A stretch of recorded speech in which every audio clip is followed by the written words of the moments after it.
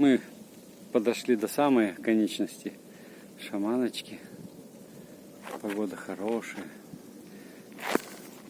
Вот Денис, видите, стоит, медитирует. Наверное, сейчас прыгать будет. Тут можно прыгать с высоты и потом и плыть туда, вылазить. Ну, погода вообще шикарная. Третий день стоит жара, солнце. Вода, наверное, теплая стала. Вот. Как всегда, я что-нибудь вижу не то. Тут все буквально обвязано, чем попало. Вот. Кто-то свой пижамы пояс оставил. Кто-то всякие ленточки навязал, шнурки, просто тряпки. Не понимают то, что нужно здесь оставлять. Люди оставляют всякую ерунду. Вот идет Евгений Ракитянский, проводит экскурсию. Вот. Сейчас что-нибудь послушаем, давайте. Заживает, как холодец застывает. С каким-то таким звуком загадочным. Сначала начинает все скрипеть. До этого такие чушки появляются на леде. Они в виде таких кружочков. И потом они скрепляются, образуются льдины. Эти льдины какое-то время между собой вот так вот под действием движения дыхания Байкала двигаются, образуется скрип. И потом это все сцепляется, швы соединяются, и звук как будто что-то такой хрусталик, тонкий хрусталь лопается.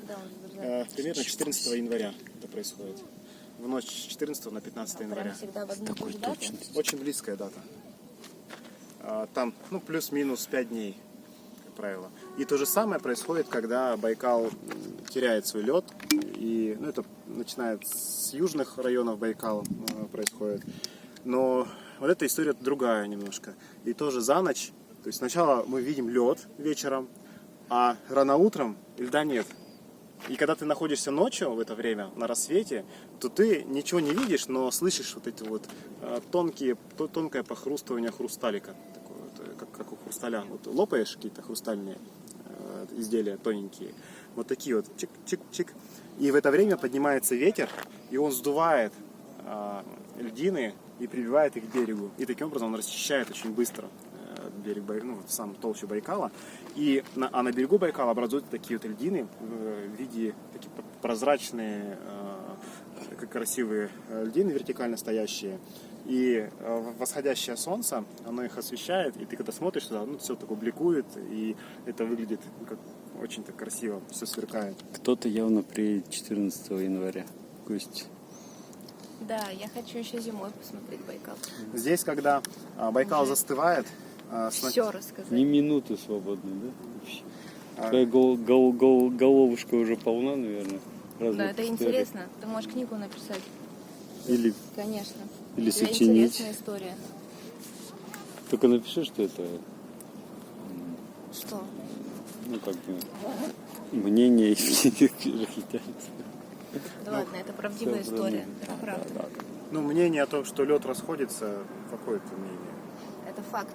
Да, это факты. Это все факты, друзья. И здесь как раз таки Байкал не нужно фактами, именно такими сухими фактами. Нужно ощущениями, впечатлениями, да. Это переживание. Дымка такая, да? Да, ничего хорошего. Горят леса. Это да, но... Раньше Женя говорил, что это испарение до того, как не стали известны такие факты такого. Да, я говорил леса, такое. сжигания. Да. И испарения такие есть. Вот в горах есть, оно да, более гора. явное. Не, сейчас это, наверное, Это все-таки дымка, дымка от да. пожара. Да, это дымка.